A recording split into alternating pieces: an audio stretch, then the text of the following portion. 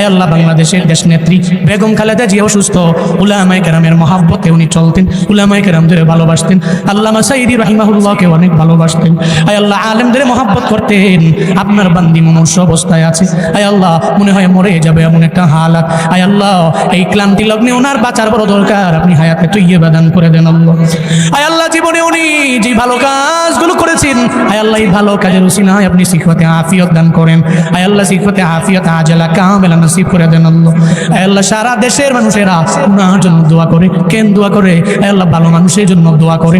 আয় আল্লাহ যারা উলামায়ে কেরামকে মহব্বত করেছে, আয় আল্লাহ আলেমদেরকে প্রায়োরিটি দিয়েছেন, আয় আল্লাহ উনি বলেছে উলামায়ে কেরামরা নাকি জঙ্গি না, জীবনও জঙ্গি হতে পারে না। বাংলাদেশের উলামায়ে কেরাম নিয়ে যে কথা বলতে পারে সে উলামায়ে কেরামের অবশ্যই শুভাকাঙ্ক্ষী।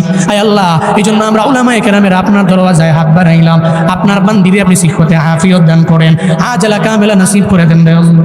আর যদি বিদায় বেলা এসে যায়, আয় আল্লাহ কালেমা পড়তে পড়তে কালেমার সাথে ঈমানের সাথে আপনি মরণ নসিব করিয়েন রে আমার আল্লাহ।